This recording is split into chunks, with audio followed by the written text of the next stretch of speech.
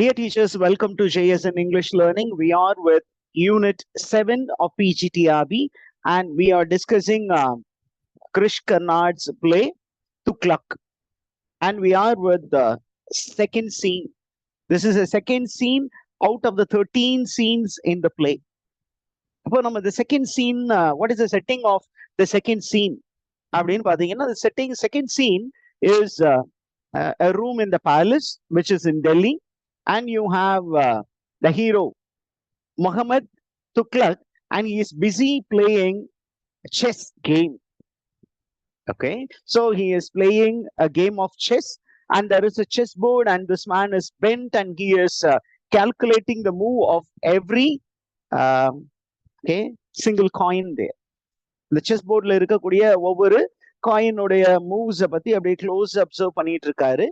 And at that point of time, you have the entry of the stepmother. இப்போ இது அந்த step சன்னுக்கும் step மதருக்கும் இருக்கக்கூடிய அந்த ஒரு ரிலேஷன்ஷிப்பை நமக்கு கொஞ்சம் ஹைலைட் பண்ணி காட்டக்கூடிய ஒரு ஒரு சீனாக நமக்கு இருக்க போகுது. Did you get that, teachers? Yes, sir. இப்போ நமக்கு முகமது பின் துக்ளக் கிட்ட அவங்க அம்மா கேக்குறாங்க, my dear son, you are so intented, you are so engrossed with the chessboard. What is it? What is that which keeps you engaged? அப்படின்னு கேக்குறாங்க. அப்போ அவர் என்ன சொல்றாரு அப்படின்னா, நான் ஒரு பெரிய ப்ராப்ளம் இருக்கு செஸ்ல, இந்த கேம்ல இருக்கக்கூடிய ஒரு முக்கியமான ப்ராப்ளத்தை நான் சால்வ் பண்ணிட்டேன். யாராலையும் சால்வ் பண்ண முடியாத ஒரு ப்ராப்ளத்தை நான் சால்வ் பண்ணியிருக்கேன் அப்படின்னு சொல்றாரு. அப்ப ரெண்டு நேம்ஸ் அவர் மென்ஷன் பண்றாரு. என்ன அப்படின்னா, al Adli and as Sarakhsi. Al Adli, as Sarakhsi அப்படிங்கிற இந்த ரெண்டு players, they are experts in the game of chess. Even they found this problem unsolvable. ஆனா I have found a solution to the problem. அந்த ப்ராப்ளத்துக்கு solution அவங்களாலே கண்டுபிடிக்க முடியல experts, ஆனா நான் கண்டுபிடிச்சிட்டேன் மம்மி அப்படின்னு சொல்லிட்டு ஒரே எக்ஸைட்மெண்ட்ல இருக்கிறாரு. அதே நேரத்துல இந்த அம்மா பாருங்க, step mother, mother is always a mother. அவங்களுக்கு தன்னுடைய பையன் யாரு, அவனுடைய கெப்பாசிட்டி என்னன்னு தெரியும். அதனால அவங்க என்ன பண்றாங்கன்னா, லைட்டர் வெயின் மெதுவா முகமது துக்ளக் சொல்றாங்க, my dear boy, don't think that you are the best chess player. Better player exists in the kingdom. யார் the better player அப்படின்னு கேட்டீங்கன்னா, it is Ain ul Mulk. Ain ul Mulk.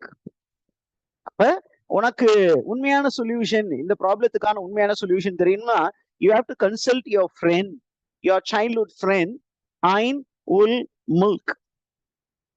அவனை கேட்டீங்கன்னா அவன் உனக்கு solution சொல்லுவான் அப்படின்னு கேட்ட உடனே Mohammed is bit disturbed on hearing that name.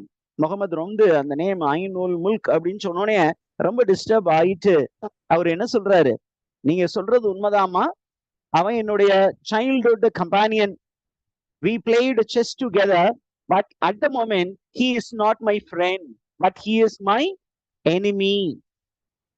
ஏன் அவன் enemy அப்படின்னு கேட்டீங்கன்னா, he has rebelled against Mohammed பின் துக்ளக். முகமது துக்ளக்கு எதிராக அவன் கிளர்ந்து எழுந்து என்ன பண்ணான், ஒரு 30,000 சோல்ஜர்ஸை கூட்டிக்கிட்டு he is marching towards Delhi, which means he is keen in defeating Mohammed சுல்தான். சுல்தான் துக்ளக் வீழ்த்த வேண்டும் என்ற எண்ணத்தோடு ஐன் உல் முல்க் என்ன பண்றாரு, 30,000 சோல்ஜர்ஸோட வர்றாரு. அப்ப இவர் என்ன சொல்றாரு அப்படின்னா, நான் அவனை நல்ல நண்பனா தான் நினைச்சேன், ஆனா அவன் என்ன பண்ணான், he has become a rebel. Why did he become a rebel அப்படிங்கிறதுக்கு ரீசன் இருக்கு.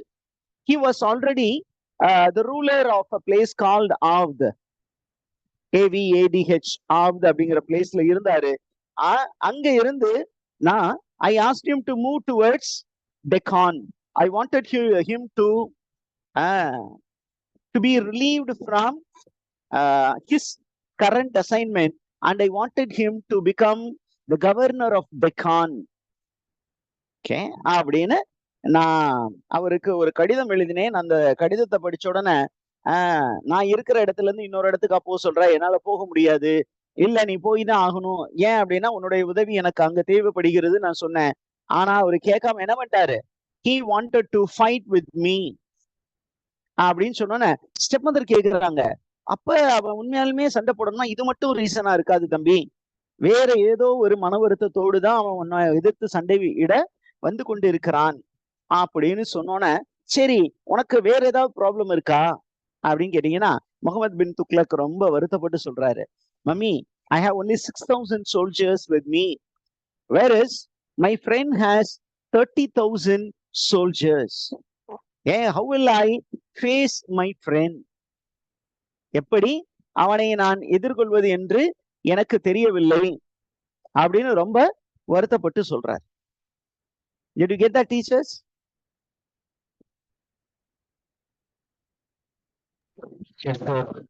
ஓகே, இப்ப என்ன சொல்றாரு அப்படின்னா அப்படியே பேசிட்டே வரும் பொழுது Muhammad Tughlaq tells his mother that he wants to meet Ain ul Mulk in the war front and he wanted to fight with Ain ul Mulk and die in the hands of Ain ul Mulk. Okay, அவன் என்னுடைய நண்பன், என்னை புரிஞ்சுக்காம அப்படி என்ன பண்றான், டெல்லியை எதிர்த்து ஒரு பெரும் படையை திரட்டி கொண்டு வந்திருக்கிறான். அவனை எதிர்கொண்டு சென்று நான் ஓடி ஒளியணும்னு நினைக்கல.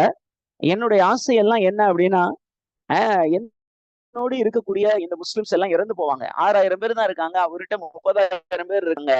இப்ப நான் போனா நான் சாகுறத பத்தி கவலை இல்லை, நிறைய பேரு என்னோட என்ன பண்ணிடுவாங்க. Okay, just a minute, teachers.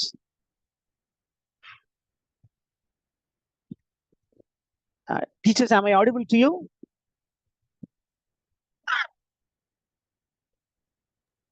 Yes, sir. Yeah. Yes, sir.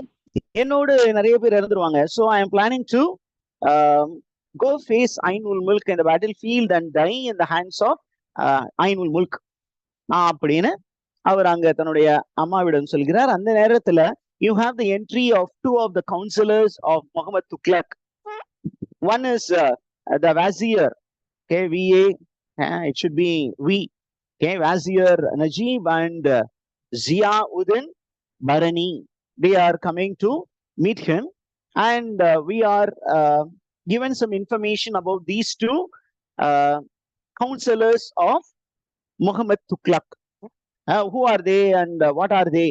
அப்படின்னு பார்க்கும் பொழுது we come to know that Barani is a historian.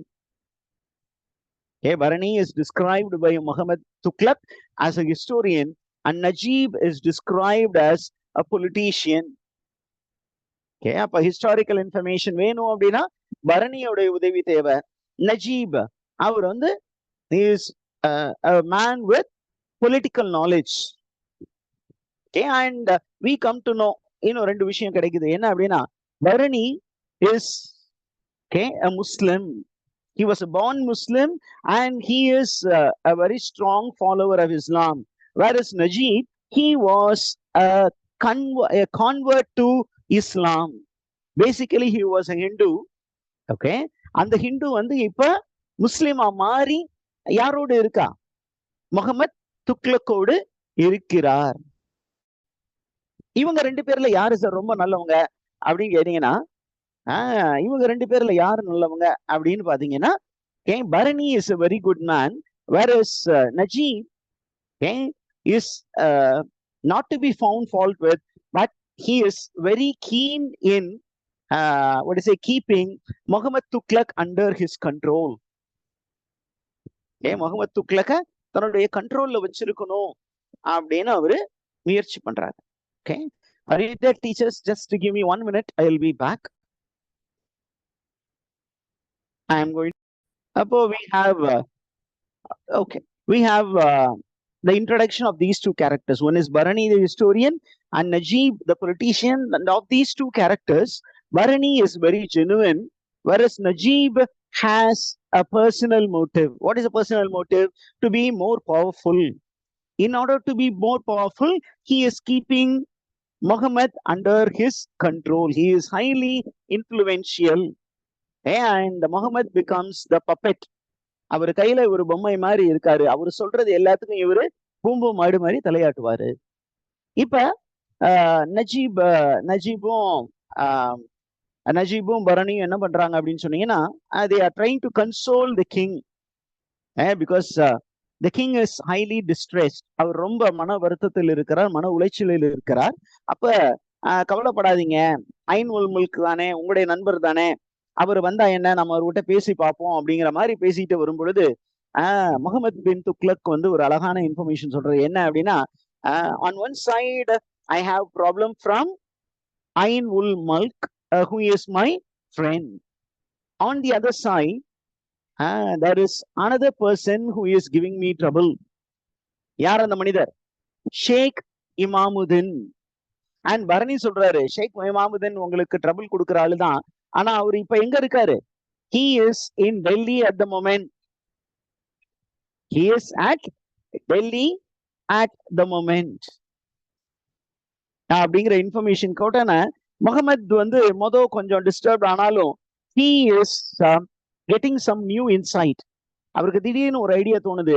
So he becomes very happy. And now we come to know that there is a man who is confronting Mohammed Thuglak. யார் அந்த கான்ஃபரன்டேஷனுக்கு காரணம்? யாரு வந்து முகமது பின் துக்லக் வந்து பயங்கரமா கிரிட்டிசைஸ் பண்றது அப்படின்னு கேட்டீங்கன்னா, it is Sheikh Imamuddin, the religious man. And அவரை பத்தி நஜீப் என்ன சொல்றாரு அப்படின்னா, of late I find that Sheikh Imamuddin has become a rebel. அவர் வந்து அரசுக்கு எதிராக செயல்படுகிறார். And he is the one who is turning people against Muhammad Tughlaq. Did you get that information, teachers? And this information is given by Najib. நம்ம ஏற்கனவே தெரியும், Najib is not a genuine man. He is not a good man. அப்ப though he is not a good man, he is influential. அப்ப இவர் என்ன பண்றாரு? ஷேக் இமாமுதீன் பத்தி அரசருக்கு நல்ல ஒப்பீனியன் இல்ல. அப்ப அதை பயன்படுத்திக்கிட்டு என்ன பண்றாரு? ஷேக் இமாமுதீனுக்கு எதிராக அரசரை என்ன பண்றாரு? தூண்டி விடுகிறார். Okay, did you get that information, teachers? Do you have any doubts there? No, sir. Okay, now ரொம்ப இம்பார்ட்டன்டான இன்ஃபர்மேஷன் என்ன அப்படின்னா, ஓகே, பரணி வந்து லைட்டா கொஞ்சம் he is a man with balanced mind. அவரு என்ன சொல்றாரு அப்படின்னா, I don't find any fault with Sheikh Imamuddin, but only one thing is troubling me. என்ன அப்படின்னா, this Sheikh Imamuddin, when he is talking to people, he tells that Sultan is a disgrace to Islam. அதே நேரத்துல Najib வந்து என்ன பண்றாரு? அப்படியே அவரை instigate பண்ற மாதிரி, அவரை கோபம் ஏத்தி விடுற மாதிரி என்ன சொல்றாரு அப்படின்னா, இந்த ஷேக் இமாமுதீன் தான் என்ன பண்ணாரு? அரசருக்கு எதிராக ஒரு தப்பான ஒரு விஷயத்தை பரப்பிக்கிட்டு இருக்காரு. என்ன அப்படின்னா, that the Sultan Muhammad Tughlaq has become the king by murdering his own father and brother at prayer time. ஜெப நேரத்தில் தன்னுடைய தந்தையையும் தன்னுடைய சகோதரனையும் கொன்றுவிட்டு அல்லது கொல்வதை போல் ஏற்பாடு செய்து விட்டு என்ன பண்ணிருக்காரு? ஆட்சியை பிடிச்சிட்டாரு அப்படின்னு சொன்னோன்னு முகமது வந்து ரொம்ப நல்லவர் மாதிரி நடிக்கிறாரு. ஐயோ, நான் வந்து பாரிசைட் பண்ணிருந்தானா, நான் வந்து ஃபிராட்ரிசைட் பண்ணனா அப்படின்னு சொல்லிட்டு தன்னுடைய அம்மா பக்கம் திரும்பி, my dear friends, my dear ministers, you know, everybody is now tempted by Sheikh Imamuddin to suspect me of the murder of my father and brother. And ஏன் வெளியில எல்லாம் சொல்லணும், என்னுடைய ஸ்டெப் மதரே சில நேரம் நான் இந்த விஷயத்த பண்ணியிருப்பேன்னு நம்புற அளவுக்கு ஒரு ஒரு விஷயத்தை இவர் கிரியேட் பண்ணி விட்டுட்டாரு. அதனால எனக்கு கொஞ்சம் வருத்தமா தான் ஷேக் இமாமுதீன் மேல, கொஞ்சம் I am bit upset with him அப்படின்னு சொல்லிட்டு ரொம்ப நல்லவர் மாதிரி இவர் என்ன ஆட் பண்றாரு பாருங்க. Come on, I don't find fault with him because he is a saint. Okay, he is a saint, he is a spiritual man, and as a spiritual man he has all the privilege to speak whatever he wishes. ஒரு சாதாரண மனிதன் அப்படின்னா நீ இப்படி எல்லாம் பேசக்கூடாது, நம்ம கண்டிக்கலாம். ஆனா அவரு வந்து ஒரு ஸ்பிரிச்சுவல் மேன். அப்ப spiritual man has the freedom of expression. Let him speak whatever he wants. வாய்க்கு வந்ததெல்லாம் ஒரு பேசினாலும் பேசட்டும், நம்ம அதை இன்னும் கண்டுக்க வேண்டாம் அப்படின்னு நமக்கு ஒரு இன்ஃபர்மேஷன் இருக்கு. இதற்கு அப்புறம் தான் நம்ம ஏற்கனவே சொன்ன மாதிரி நஜீப் வந்து he was not a born Muslim அப்படிங்கிற இன்ஃபர்மேஷன் இங்க இருக்கு. சரி, அவர் ஏன் சார் ஹிந்துயிசத்தை விட்டு இஸ்லாமுக்கு வந்தாரு அப்படிங்கிற ரீசனும் இந்த ஒரு சீன்ல கொடுக்கப்பட்டு இருக்கிறது. என்ன அப்படின்னா, in the words of Najib himself, Najib says Hinduism is having a problem. என்ன ப்ராப்ளம் அப்படின்னா, it only talks of the soul. It doesn't speak of the material, the matter, the physic. இந்த உடல், அந்த உடலுக்கான தேவைகள் இருக்கு. இந்த உடலுக்கு வந்து என்ன தேவைப்படுது? உணவு தேவைப்படுகிறது. இந்த உணவை வந்து வாங்குவதற்கு பொருள் தேவைப்படுகிறது. இந்த உடலை பாதுகாப்பதற்கு ஒரு நல்ல இருப்பிடம் தேவைப்படுகிறது, நல்ல ஒரு சூழல் தேவைப்படுகிறது. இதற்கு எல்லாத்துக்கும் காசு வேணும். ஆனா Hinduism never bothers about the physics. It worries only about the soul, and that is why I gave up Hinduism and I came to Islam, because Islam gives equal importance to the soul and the form, the matter.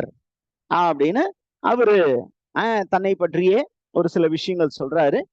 அதே நேரத்துல பரணி என்ன சொல்றாரு அப்படின்னு சொன்னீங்கன்னா, my dear king, நமக்கு ஒரே ஒரு option தான் இருக்கு. இப்ப there are rumors which are spreading and everybody starts suspecting you. இந்த விஷயத்திற்கெல்லாம் ஒரு முற்றுப்புள்ளி வைக்கணும் அப்படின்னா ஒரே ஒரு பாசிபிலிட்டி என்ன அப்படின்னா, Sheikh Imamuddin must close his mouth or he must die at the earliest. அதனால இவரு வந்து அவரை கொல்லுங்க அப்படின்னு சொல்லல. அவரு சொல்லுவாங்க இல்லையா, if you love somebody, when somebody is giving trouble to a loved one, you out of emotion will say அவன் செத்தா நல்லா இருக்கும். அந்த ஒரு இன்டென்ஷனோடு பரணி என்ன சொல்றாருன்னா, ஷேக் இமாமுதீன் பேசாம செத்து போனா நல்லா இருக்கும் அப்படிங்கிற ஒரு விஷயத்த சொல்றாரு. Did you understand that? Yes, sir. அந்த விஷயத்த சொல்லி முடிச்சுட்டு இன்னொரு விஷயம் சொல்றாரு, மை டியர் கிங், இந்த ஷேக் இமாமுதீன் வந்து நம்ம ஸ்டாப் பண்ணவே முடியாது. ஏன் அவர்னா ஒரு spiritual man. he is convinced of an idea, he will be till the end speaking about it. அவரா போய் சேர்றது நல்லதுதான். அப்பதான் அவர் பேசுறது நிப்பாட்டுவாரு, அது வரைக்கும் பேசிக்கிட்டு தான் இருப்பாரு. அதே நேரத்துல இன்னொரு ப்ராப்ளம் உங்களுக்கு இருக்கு இல்லையா, the problem of Ainul Mulk. Ainul Mulk is your very good friend. He is a Muslim. He adores you. He worships you because you are the Sultan. He is a very loyal Muslim. He is your loyal subject. He is a trustworthy friend. இப்ப அவனுக்கு என்ன problem அப்படின்னா, அவன் கொஞ்சம் உங்களை miss understand பண்ணிக்கிட்டான். ஆனா நம்ம என்ன பண்ணலாம், we can negotiate. We can negotiate with him. அவரோட பேச்சுவார்த்தை நடத்தி பார்க்கலாம் அப்படின்னு சொன்னோன்னே நமக்கு இன்னொரு டக்குன்னு ஒரு ஸ்டோரிக்குள்ள ஒரு ட்விஸ்ட் வரப்போகுது. என்ன அப்படின்னு கேட்டீங்கன்னா, ஓகே, நம்ம இந்த விஷயம் பரணி சொன்ன உடனே முகமது துக்ளக் என்ன சொல்றாரு, இல்ல இல்ல, நீங்க சொல்றது பரணி, நீங்க சொல்றத நான் அப்படியே ஃபுல்லா ஒத்துக்க மாட்டேன். ஏன் அப்படின்னு சொன்னீங்கன்னா, ஐன்முல் முல்க்கு கிட்ட நான் எவ்வளவோ கடிதத்தின் வாயிலாக பேசி பார்த்து விட்டேன். அவன் என்ன ஒரே விஷயத்த வந்து நான் பிடிச்ச முயலுக்கு 3 கால் மாதிரி ஒரே ஐடியாவோட நிக்கலாம். என்ன அப்படின்னா, நான் கேபிட்டல் வந்து டெல்லியில இருந்து தௌலதாபாத்துக்கு மாத்துனது அவனுக்கு பிடிக்கல. ஆனா நான் என்ன சொன்னேன் அப்படின்னா, it is very important for me to move from Delhi to Daulatabad because I want to bring about a kind of friendly existence between Hindus and Muslims, a harmonious existence of Hindus and Muslims. அப்படி ஒரு அங்க வந்து majority R Hindus. அந்த majorities ஹிந்துஸா இருக்கிற இடத்துல நம்ம போய் குடியேறும் பொழுது இந்த ஒரு மூவை பார்த்துட்டு ஹிந்துஸ் என்ன பண்ணுவாங்க, they will start trusting me. இது ரொம்ப முக்கியம் அப்படின்னு ஐன்வுல் முல்க் சொல்லிட்டேன். ஆனா ஐன்வுல் முல்க் என்ன சொல்றான், ஓகே நீ போக கூடாது, நீ போனீன்னா நான் டெல்லி அட்டாக் பண்ணுவேன் அப்படின்னு 30,000 சோல்ஜர்ஸோட டெல்லியோட அவுட்ஸ்கர்ட்ஸ்ல வெயிட் பண்ணிட்டு இருக்கான். ஓகே அப்படி சொல்லி முடிச்ச உடனே திருப்பியும் பரணி வர்றாரு. பரணி வந்து என்ன சொல்றாரு, இல்ல இல்ல அரசரே, நான் சொல்ற விஷயத்த கொஞ்சம் கேளுங்க. நான் உங்களுக்கு கடந்த காலத்தில் நடந்த விஷயங்கள்லாம் உங்களுக்கு நினைவுபடுத்துறேன்.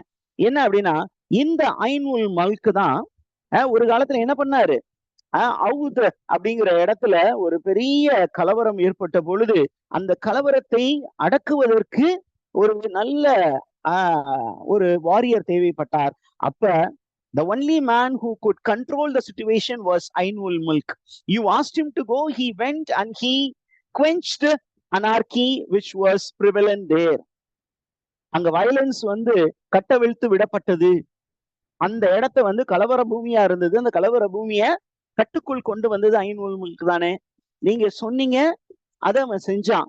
இப்ப நீங்க சொல்றீங்க அவன் செய்ய மறுக்கிறான் அப்படின்னா ஏதோ ஒரு நல்ல காரணம் இருக்கிறது அப்படின்னு சொன்னோன்னே, இது வரைக்கும் அமைதியா இருந்த நஜீப் த பொலிட்டிக்கல் அட்வைசர் அவரு மெதுவா உள்ள வந்து என்ன சொல்றாரு அப்படின்னா, நமக்கு நல்லது என்ன அப்படின்னு கேட்டீங்கன்னா, ஐன்வுல் முல்க பக்கத்துல வச்சுக்க கூடாது, let's send him to Deccan as the governor. அவரை டெக்கானுக்கு அனுப்பி விட்டீங்கன்னா அங்க இருந்து இங்க திருப்பியும் வர முடியாது. Okay, right? Did you understand the teachers? Yes, sir. இது அவரு சொல்லி முடிச்ச உடனே இன்னொன்னும் ஆட் பண்றாரு நஜீப். அரசரே, இன்னைக்கு ஐன்வுல் முல்க் உங்களுக்கு எதிராக திரும்பி விட்டார். ஆனா நான் அன்னைக்கே உங்கள்கிட்ட ஒரு அட்வைஸ் கொடுத்தேன், அந்த அட்வைஸை நீங்க கேட்கல. என்ன அட்வைஸ்? எனக்கு மட்டும்தான் தெரிஞ்ச விஷயம். என்ன அப்படின்னா, எனக்கு இன்னைக்கு நடக்கிறது அன்னைக்கே முன்னாடியே நான் கணித்து வைத்திருந்தேன். என்ன அப்படின்னா, ஒரு காலத்துல ஐன்வுல் முல்க் உங்களை மிஸ் அண்டர்ஸ்டாண்ட் பண்ணிட்டு உங்களுக்கு எதிராக திரும்புவார் என்பதை நான் முன்பே கணித்தேன். I guessed that Ainul Mulk will turn against you. I was trying to tell you this, but you never listened to my advice because you loved him too much. But that fellow does not love you too much. நீங்க எவ்வளவு தூரம் அன்பு செய்றீங்களோ அவனை, அந்த அளவுக்கு ஐன்வுல் முல்க் உங்களை அன்பு செய்யவில்லை என்பது உண்மை அப்படிங்கிற ஒரு விஷயத்த சொல்றாரு. அத சொல்லி முடிச்சுட்டு அதே நஜீப் என்ன பண்றாரு, இப்ப given the situation we can do two things at the same time now. என்ன அப்படின்னா, we can eliminate Sheikh Imamuddin and we can also bring Ainul Mulk under control. ஒரே கல்லுல ரெண்டு பேரையும் நாம் வீழ்த்துவதற்கு என்கிட்ட ஒரு ஐடியா இருக்கு அப்படிங்கிறாரு. அந்த ஐடியாவை மெதுவா அவர் என்ன பண்றாரு, அந்த முகமது துக்ளக் கிட்ட மெதுவா சொன்னோன்னே முகமது துக்ளக் becomes bright.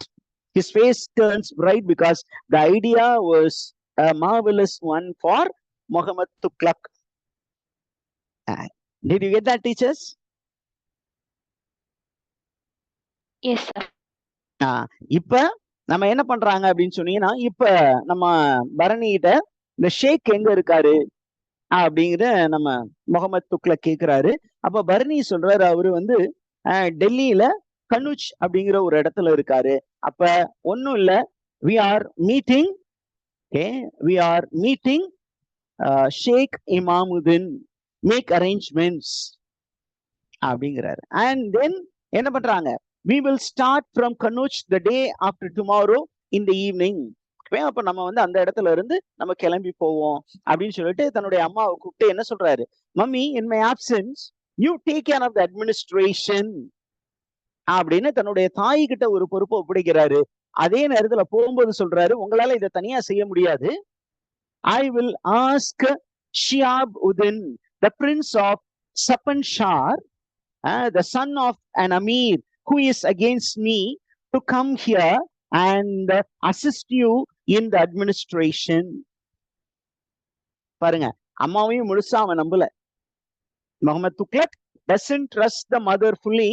அதே நேரத்துல அவர் என்ன பண்றாரு, இன்னொரு பிரின்ஸையும் அங்க இடத்துக்கு கொண்டு வர்றாரு. ஏன் அந்த பிரின்ஸை கொண்டு வர்றாரு அப்படின்னா, the father of the prince is against him. அப்ப this move of bringing the prince to the capital will set right the past grudges. கடந்த காலத்தில் இருந்த மன வருத்தங்களை எல்லாம் போக்கும் என்று அவர் நம்புகிறார். Did you understand the teachers? Yes, sir. Okay, இவரு அந்த விஷயங்களை நம்பிட்டு அம்மா கிட்ட இருந்து விடைபெற்று அங்க இருந்து போறாரு. அவரு போகும் பொழுது அந்த ஸ்டெப் மதர் மட்டும் என்ன பண்றாரு, my dear minister Barani, could you please stay back for some time அப்படின்னு சொன்னோன்னே அந்த பரணி என்ன பண்றாரு, he is staying back. And அந்த நேரத்துல இந்த ஸ்டெப் மதர் என்ன சொல்றாங்க அப்படின்னா, she is complaining about the behaviour of Muhammad Tughlaq. என்ன சொல்றாரு அப்படின்னா, Muhammad Tughlaq is really intelligent guy, ரொம்ப நல்லவன்பா, hard working fellow, a man who thinks about his people, the well-being of his people. ஆனா அவனுடைய மைண்டை இப்ப கரப்ட் பண்றது யாரு அப்படின்னா, it is Najib. Najib is the one who is corrupting the mind of Muhammad bin Tughlaq, and Muhammad Tughlaq is blindly following the advice of Najib. உனக்கு என்னோட மகனுக்கு, என்னுடைய ஸ்டெப்சனுக்கு இப்ப யாருடைய உதவி அதிகம் தேவைப்படுகிறது அப்படின்னா, உன்னை போல நல்லவர்களின் உதவி தேவைப்படுகிறது. You are a trustworthy fellow. Now give me a promise. என்ன promise? That you will never desert my son. என்னுடைய பையனை எக்காரணத்தை முன்னிட்டும் என்னோட பையனை விட்டுட்டு போயிடாத அப்படின்னு ஒரு ப்ராமிஸ் வாங்குறான். வாங்கிட்டு நம்ம அந்த வாங்குற அந்த ப்ராசஸ்ல, அந்த கம்யூனிகேஷன்ல நமக்கு பரணியை பத்தி ஒரு சில குறிப்புகள் இங்கே கொடுக்கப்படுகிறது. இந்த அப்சர்வேஷன் எல்லாம் who is making அப்படின்னா, it is a step mother of Muhammad Tughlaq. She is making about the minister Bharani.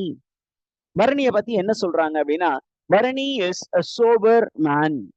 sober அப்படின்னு நீங்க அந்த டிக்ஷனரியில் தேடி பார்த்தீங்கன்னா, the name is serious, a serious minded man, not a playful man.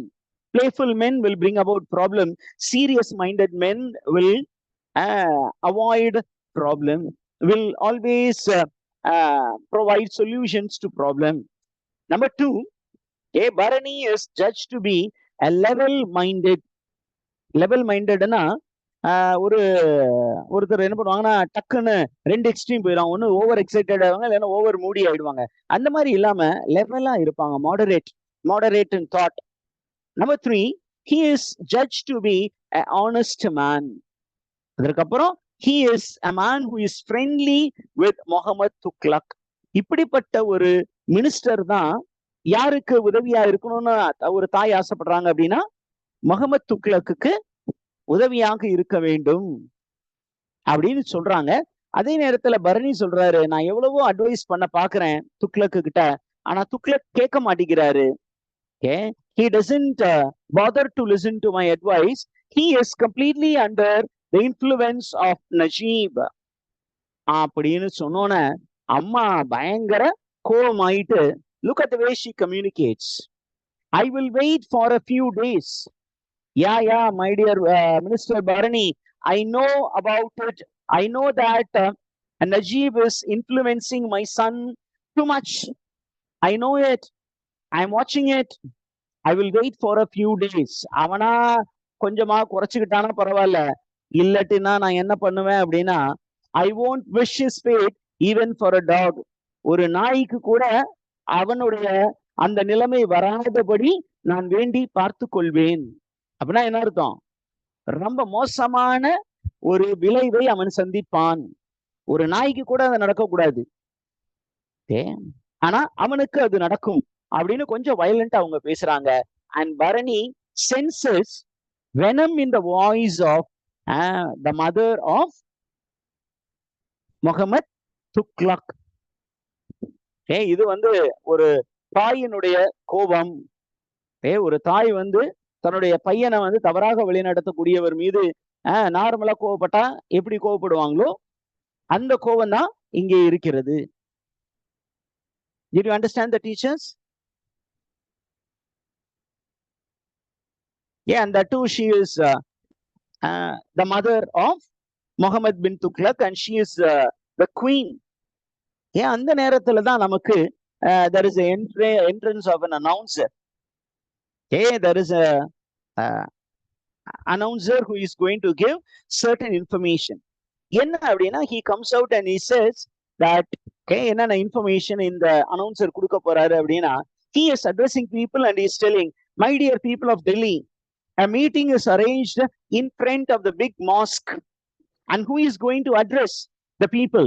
It is Sheikh Imamuddin, okay, a saint who is popular all over India. He is going to address you, and he will also analyze the rule of Muhammad Tughlaq. Okay, அவரு உங்களை எல்லாத்தையும் advice என்ன பண்ண வர்றாரு? உங்க எல்லாரையும் சந்தித்து பேச போகிறார். எதை பத்தி பேச போகிறாரு? இந்த நாட்டினுடைய நிலைமையை பற்றி பேச போகிறார். Particularly, he is going to critique the rule of Muhammad Tughlaq. And it is the king who is inviting you all to attend this meeting without fail. இது எல்லாமே யாருடைய பிளான்? முகமது துக்ளக் உடைய பக்காவான ஸ்கெட்ச். என்ன அப்படின்னா அந்த மக்களுக்கு முன்னாடி அனௌன்ஸ்மெண்ட் கொடுத்துட்டு ஷேக் இமாமுதீனுக்கும் இன்விடேஷன் கொடுத்துட்டு அவரை இங்க வர வைக்கணும். இங்க வந்து மக்களை வர விடாம ஷேக் இமாமுதீனை மட்டும் வர வச்சு மக்களுக்கும் ஷேக் இமாமுதீனுக்குமான ஒரு நெருக்கத்தை அவர் என்ன பண்ணணும்? உடைக்க வேண்டும். இப்ப ஷேக் இமாமுதீனையும் இந்த பக்கம் வர வைக்கணும், ஒரு ட்ராப், ஒரு பிளானுக்குள்ளார வர வைக்கணும். அதே நேரத்துல மக்களை வந்து இந்த பக்கம் வர விடாம பாத்துக்கணும். எல்லா ஏற்பாடையும் பக்காவா பிளான் பண்ணி ஒரு காயை நகர்த்தி முகமது துக்ளக் வந்து ஒரு Canning ரூலரா he is trapping Sheikh Imamuddin. Did you understand all these information, teachers? Do you have any doubts regarding this? No, sir. Okay. If there are no